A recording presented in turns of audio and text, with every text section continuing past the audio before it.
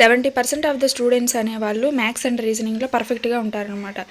ఎందుకంటే వీళ్ళంతా కూడా మనకి మ్యాథ్స్ బ్యాక్గ్రౌండ్ నుంచి వచ్చిన వాళ్ళు, లైక్ ఎంపీసీ కానీ లేకపోతే ఇంజనీరింగ్ కానీ చేసిన వాళ్ళకి మ్యాథ్స్ అనేది కొంచెం టచ్లో ఉంటుంది.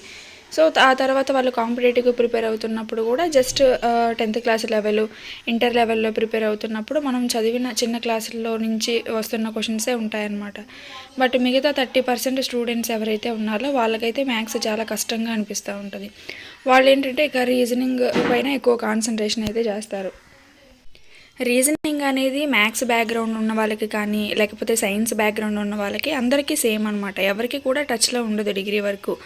సో మనకి డిగ్రీ ఫైనల్ ఇయర్లో కానీ లేకపోతే మనకి ఇంజనీరింగ్లో కానీ అనలిటికల్ స్కిల్స్లో కొంచెం రీజనింగ్ టచ్ అనేది ఉంటుంది. కాబట్టి ప్రతి ఒక్క స్టూడెంట్స్కి రీజనింగ్ పైన కొంచెం పట్టు అయితే ఉంటుంది. బట్ మ్యాథ్స్కి వచ్చేసరికి చాలామంది చాలా టఫ్ సబ్జెక్టుగా ఫీల్ అవుతుంటారు.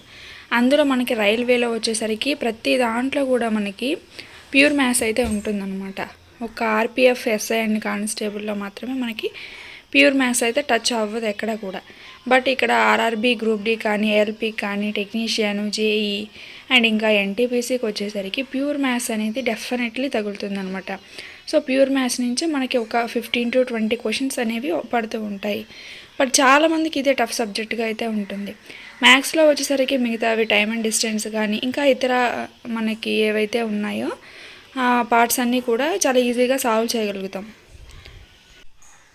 నాన్ మ్యాథ్స్ స్టూడెంట్స్ మ్యాథ్స్ అనేది కొంచెం కష్టపడితే చేయగలరు, అర్థమెటిక్. అండ్ ప్యూర్ మ్యాథ్స్లో మాత్రం ఎంత కష్టపడ్డా కూడా అవి డైమెన్షన్స్ అనేవి కొంచెం కన్ఫ్యూజింగ్గా ఉంటుందన్నమాట. సో అలాంటప్పుడు ఎలా ప్రిపేర్ అవ్వాలి? అందులో మనకి గ్రూప్ డి వచ్చేసరికి బల్క్ సిలబస్ అయితే ఇచ్చారు. 10th క్లాస్ బేసిక్ లెవెలే ఇచ్చారు. బట్ సిలబస్ అనేది చాలా బల్క్గా ఉందన్నమాట. అంటే అందులో అన్నీ కవర్ అయిపోతాయి అన్నమాట. మనకి ప్యూర్ మ్యాథ్స్ కానీ ఇంకా అర్థమెటిక్ కానీ మొత్తం కవర్ అయిపోతాయి. సో మనకి క్వశ్చన్స్ కూడా 10th క్లాస్ లెవెల్లోనే వస్తాయి. బట్ బేసిక్ కాన్సెప్ట్ అనేది తెలుసుకోవడం అనేది ఇంపార్టెంట్ ప్రతి ఒక్క దాంట్లో కూడా. ఇప్పుడు మనం అసలు మ్యాథ్స్, రీజనింగ్ టచ్ లేని వాళ్ళు ఎలా ప్రిపేర్ అవ్వాలి ఏంటి అనేది డీటెయిల్డ్గా చూపిస్తాను. వీడియోని ఎక్కడ కూడా స్కిప్ చేయకుండా లాస్ట్ వరకు అయితే చూడండి. ఈవెన్ మనకి మ్యాథ్స్లో మంచి మార్క్స్ సాధిస్తూ ఉన్నా సరే ఈ స్ట్రాటజీ కనుక ఫాలో అవుతే చాలా ఈజీగా అనేది మనం మ్యాథ్స్లో మార్క్స్ అయితే గెయిన్ చేయొచ్చు అనమాట. సో ఎలా ప్రిపేర్ అవ్వాలి మ్యాథ్స్కి వచ్చేసరికి, రీజనింగ్ ఎలా ప్రిపేర్ అవ్వాలి అని అయితే చూపిస్తాను చూడండి. ఇక్కడ వచ్చేసరికి మనకి గ్రూప్ డి గురించి అయితే ఎగ్జాంపుల్గా తీసుకుందాము. ఇప్పుడు మనం గ్రూప్ డి కోసం ప్రిపేర్ అవుతున్నాం కాబట్టి ఇది వచ్చేసరికి మనకి 10th క్లాస్ బేసిక్ లెవెల్.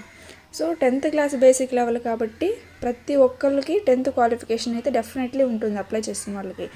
దీంట్లో మనకి ఇంజనీరింగ్ చేసిన వాళ్ళు ఉంటారు, అండ్ ఇంకా అదర్ గ్రాడ్యుయేట్ చేసిన వాళ్ళు ఉంటారు, ఇంటర్తోనే ఆపేసిన వాళ్ళు ఉంటారు, 10th క్లాస్ చదివిన వాళ్ళు ఉంటారు.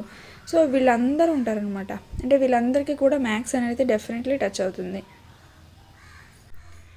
మనకి సిలబస్లో చూసుకున్నట్లయితే మొత్తం మనకి మ్యాథ్స్ నుంచి 25 క్వశ్చన్స్ అయితే వస్తాయి, అండ్ రీజనింగ్ నుంచి 30 క్వశ్చన్స్ అయితే వస్తాయి. ఇక్కడ నుంచి మనకి 55 మార్క్స్, అంటే టోటల్ 100 మార్క్స్లో 55 మార్క్స్ మనకి మ్యాథ్స్, రీజనింగ్ అయితే ఉంటుంది. ఇక మిగతావి ఒక 45 మార్క్స్కి general science and GK, current affairs నుంచి వస్తాయన్నమాట. సో మ్యాథమెటిక్స్ అండ్ రీజనింగ్ అనేది డెఫినెట్లీ ప్రతి ఒక్కరు అటెంప్ట్ చేయాలి. ఇవి అటెంప్ట్ చేయకపోతే మంచి స్కోర్ అయితే రాదు. సైన్స్ అండ్ జీకే, కరెంట్ అఫైర్స్ని పెన్ను పెట్టాల్సిన అవసరం లేదు, కానీ మ్యాథమెటిక్స్ అండ్ జనరల్ ఇంటెలిజెన్స్, రీజనింగ్కి వచ్చేసరికి డెఫినెట్లీ పెన్ను పెట్టి మనం చేస్తే మాత్రమే ఆన్సర్స్ అనేవి వస్తాయి. సో పెన్ను పెట్టాలంటే కాన్సెప్ట్ అనేది తెలియాలి, ఆ ప్రాసెస్ అనేది తెలియాలి, ఎలా చేస్తున్నామో ఏంటో తెలియాలి. ఫస్ట్ దేని మీద కాన్సన్ట్రేషన్ చేయాలి అంటే మనం సబ్జెక్ట్ పైన కాన్సన్ట్రేషన్ చేయాలన్నమాట. ఈ యొక్క మ్యాథమెటిక్స్ ప్రిపరేషన్లో స్టెప్ 1ని తీసుకోవాల్సింది ఏంటి అంటే మనం సబ్జెక్ట్ పైన ఫస్ట్ ఫోకస్ అయితే చేయాలి. 10th క్లాస్ వరకు అందరికీ కూడా డెఫినెట్లీ మ్యాథమెటిక్స్ అయితే ఉంటుంది. బట్ కొంతమంది ఏంటంటే జస్ట్ పాస్ మార్క్స్ కోసం చదువుతారు, ఇంకొంతమంది మ్యాథమెటిక్స్ డ్రీమ్గా అయితే చదువుతారనమాట. ఇలా చాలా రకాలు అయితే ఉంటారు. బట్ అందరికీ కూడా 10th క్లాస్లో మ్యాథమెటిక్స్ అయితే తగులుతుంది. గ్రూప్ డీకి మాత్రం అదే లెవెల్లో మనకి పేపర్ అయితే ఉంటుంది. కాబట్టి ఫస్ట్ 10th క్లాస్ సిలబస్ అయితే కంప్లీట్ చేయండి. 10th క్లాస్ టెక్స్ట్ బుక్స్ ఏవైతే ఉన్నాయో సిబిఎస్ఈ సిలబస్లో అవన్నీ కూడా ఒకసారి అసలు ఏంటి కాన్సెప్ట్ ఏంటి, దాని మీద క్వశ్చన్స్ ఏమి ఇస్తున్నారు అనే దాని గురించి అయితే ఒకసారి మీరు సబ్జెక్ట్ నేర్చుకోవడానికి అయితే ట్రై చేయండి. ఈ సబ్జెక్ట్ నేర్చుకోవటం అనేది మనంతటా మనం నేర్చుకుంటే అంత ఈజీ కాదనమాట. సో కొంచెం నాలెడ్జ్ ఉన్నవాళ్ళు అయితే మ్యాథ్స్ బ్యాక్గ్రౌండ్ ఇప్పటి వరకు ఇంజనీరింగ్ వరకు కానీ డిగ్రీ వరకు కానీ మ్యాథ్స్ బ్యాక్గ్రౌండ్ ఉన్న వాళ్ళు అయితే 10th క్లాస్ సిలబస్ని అర్థం చేసుకోవడం పెద్ద కష్టమేం కాదు. బట్ నాన్ మ్యాథ్స్ వాళ్ళు ఎవరైతే ఉంటారో డెఫినెట్లీ వాళ్ళ సబ్జెక్ట్ పైన అయితే కాన్సన్ట్రేషన్ చేయాలి. దీనికోసం మనం ఆ ట్యూషన్స్ చెప్పించుకున్నా కూడా బెటర్ అనమాట. సో షేమ్గా అయితే ఏం ఫీల్ అవుద్దో, మన అవసరాల కోసం మన చిన్న తరగతుల వాళ్ళని అడిగి తెలుసుకున్నా కానీ పెద్ద షేమ్లెస్ అయితే ఏం ఉండదనమాట. ఒక విషయాన్ని చిన్న వాళ్ళ దగ్గర నుంచి నేర్చుకున్న, మంచి వాళ్ళ దగ్గర నుంచి నేర్చుకున్న, పెద్దవాళ్ళ నుంచి దగ్గర నుంచి నేర్చుకున్నా సరే ఒక మంచి విషయం అనేది ఎప్పటికీ మంచిదే అనమాట. సో మ్యాథమెటిక్స్ అనే దానికోసం ఒక ట్యూషన్స్ అయితే పెట్టుకోండి 10th క్లాస్ సిలబస్ వరకు. లేదు అనుకుంటే మీకు అంత గిల్టీగా ఉంది అనుకుంటే మాత్రం యూట్యూబ్ ఛానల్ అయితే ఫాలో అవ్వండి. చాలామంది ఎక్స్పర్ట్స్ ఏం జాబ్ దొరక్క ఏమీ లేక యూట్యూబ్ ఛానల్ అయితే స్టార్ట్ చేసుకుని దాని మీద ఆధారపడుతూ ఉంటారు. సో అలాంటి వాళ్ళు మంచి కాన్సెప్ట్ అయితే ఇస్తారనమాట. ఈవెన్ ఇంగ్లీష్లో కానీ తెలుగులో కానీ అవన్నీ కూడా ఒక చోట అయితే రాసుకోండి. ఫస్ట్ ఒక టాపిక్ తీసుకోండి.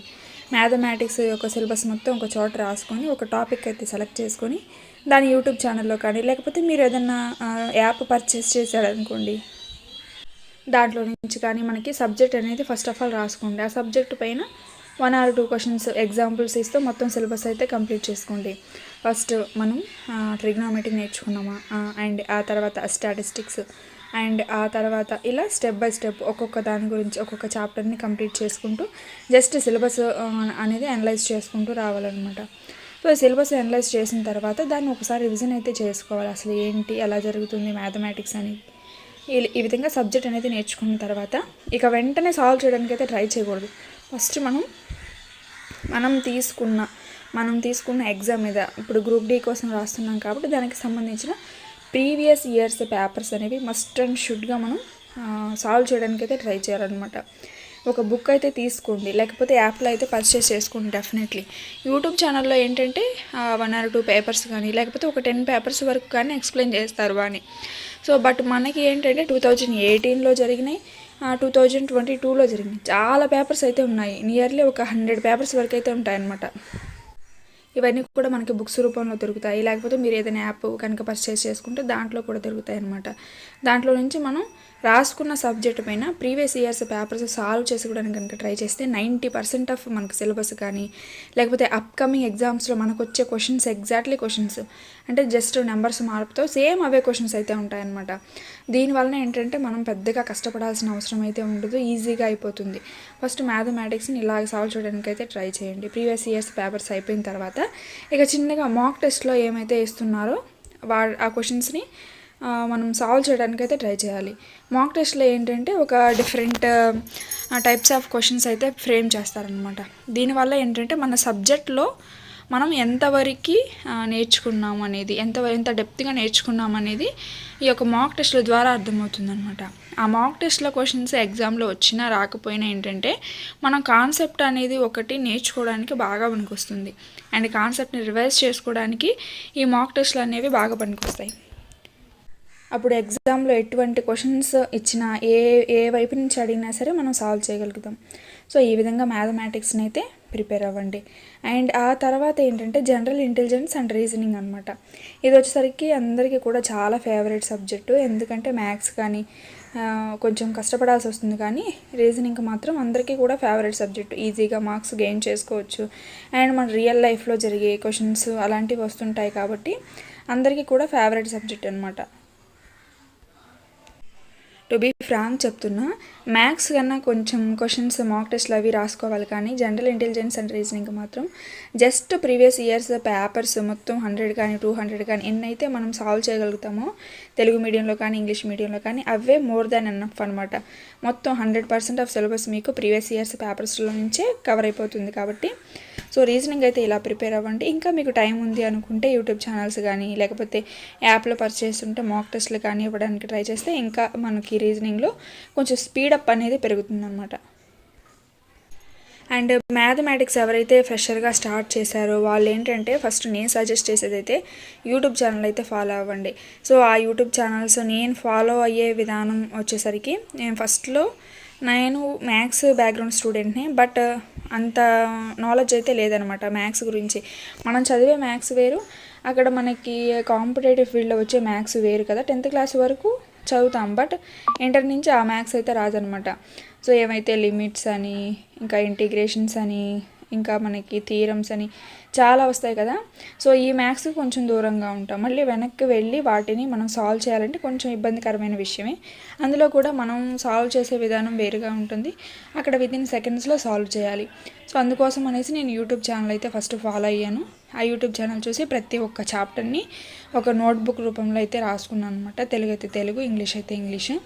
సో అర్థం కాకపోతే రెండిట్లోనూ రాసుకునేదాన్ని. నేను ప్రిపేర్ అయిన యూట్యూబ్ ఛానల్స్ వచ్చేసరికి ఫస్ట్ ఒకటి గవర్నమెంట్ జాబ్ పోర్టల్లో అయితే రాసుకున్నాను. అండ్ ఆ తర్వాత కాంపిటేటివ్ ఎగ్జామ్స్ లైబ్రరీ అనమాట. వీళ్ళిద్దరు ఏంటంటే తెలుగు మీడియం, ఇంగ్లీష్ మీడియం. మన తెలుగు వాళ్ళు కాబట్టి 2 లాంగ్వేజెస్లోనూ మనకి ఎక్స్ప్లెయిన్ అయితే చేశారు. చాలా బాగా అయితే ఎక్స్ప్లెయిన్ చేశారు. వాటన్నిటిని నీట్గా కనుక నోట్బుక్ కనుక రాసుకుంటే అన్నిటికీ కూడా పనికి వస్తుంది అండ్ లైఫ్ లాంగ్ మనతోటే ఉంటుందన్నమాట. సో వీళ్ళు ఇచ్చే ప్రీవియస్ ఇయర్స్ పేపర్స్ కూడా ఉన్నాయి ఫ్రీగా. సో అవన్నీ కూడా చక్కగా ఒక చోట రాసుకున్నట్లయితే బాగుంటుంది. అండ్ ఆ తర్వాత ఒక స్టాండర్డ్ బుక్ అయితే తీసుకున్నాను. నాకు ఉన్న బుక్ వచ్చేసరికి మనకి ఆర్ఎస్ అగర్వాల్ మ్యాథమెటిక్స్ బుక్ అనమాట. సో నేను ఆ బుక్ అయితే తీసుకున్నాను. ఆ బుక్లో తెలుగు మీడియం, ఇంగ్లీష్ మీడియం 2 లాంగ్వేజెస్లో అయితే అవైలబుల్గా ఉన్నాయి కాబట్టి ఆ బుక్ అయితే తీసుకున్నాను. ఇంకా దాంట్లో నుంచి కొన్ని క్వశ్చన్స్ అనేవి సాల్వ్ చేయడానికి అయితే ట్రై చేశాను.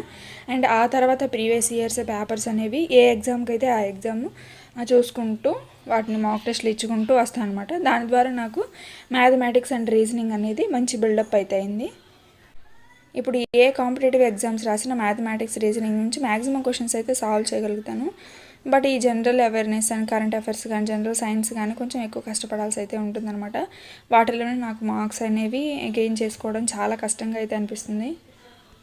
RRB group D general science కోసం బుక్ అయితే ఒకటి ఆర్డర్ పెట్టాను. సో అది ఇవాళ రేపట్లో వస్తుంది. డెఫినెట్లీ దాని గురించి ఒక రివ్యూ వీడియో అయితే చేస్తాను. ఎందుకంటే జనరల్ సైన్స్ అనేవి అన్ని ప్రీవియస్ ఇయర్స్ క్వశ్చన్స్ సాల్వ్ చేసుకున్నా కానీ సరిపోతుంది అనేసి గ్రూప్ డికి సంబంధించి ఒక బుక్ అయితే ఆర్డర్ పెట్టాను అనమాట. రేపు వస్తుంది అది. డెఫినెట్లీ దాని గురించి మీకు ఒక రివ్యూ వీడియో అయితే చేస్తాను. నచ్చినట్లయితే మీరు కూడా తీసుకోవచ్చు. సో ఈ విధంగా మ్యాథ్స్ అండ్ రీజనింగ్ అనేది ప్రిపేర్ అవ్వండి. అందరికీ కూడా హెల్ప్ఫుల్ అయితే అవుతుంది. ముఖ్యంగా మనం సిలబస్ అనేది పక్కన పెట్టుకొని అయితే నేర్చుకోవాలి. లేకపోతే అనవసరమైన చెత్తంతా చదువుతామన్నమాట. ఇక్కడ మ్యాథ్స్ గురించి చెప్తున్నాను కాబట్టి మ్యాథ్స్లో ఇక్కడ చూసుకున్నట్లయితే ఒకసారి సిలబస్ అయితే చూసుకోండి. మ్యాథ్స్కి సంబంధించి నెంబర్ సిస్టము, బాడ్ మాస్, ఇంకా decimals, fractions, LCM, HCF, ratio and proportions, percentages, mensuration, time and work, time and distance ఇవంతా ఉందన్నమాట. ఇవన్నీ చక్కగా ఒక చోట అయితే రాసుకొని చాప్టర్ వైజ్ అయితే మీరు సబ్జెక్ట్ రాసుకొని సాల్వ్ చేయడానికి అయితే ట్రై చేయండి. డెఫినెట్లీ హెల్ప్ఫుల్ అయితే అవుతుంది. ఈ స్ట్రాటజీ అనేది ఫాలో అవ్వండి. అండ్ ఎవరైతే ఆల్రెడీ సబ్జెక్ట్ పైన మంచి గ్రిప్ అయితే ఉందో వాళ్ళు జస్ట్ ప్రీవియస్ ఇయర్స్ పేపర్స్ మాక్ టెస్ట్లు అయితే ఇవ్వండి. So first previous years papers complete చేసినా సరే 90% సిలబస్ మనకి అక్కడే అయిపోతుంది. జస్ట్ ఇంకా 10% సిలబస్ని మనం మాక్ టెస్ట్ల ద్వారా అయితే గెయిన్ చేసుకోవచ్చు. సో ఈ విధంగా చదివితే మంచి బెనిఫిట్ అయితే ఉంటుందన్నమాట. సో వీడియో నచ్చితే లైక్ చేయండి, షేర్ చేయండి. Thank you so much.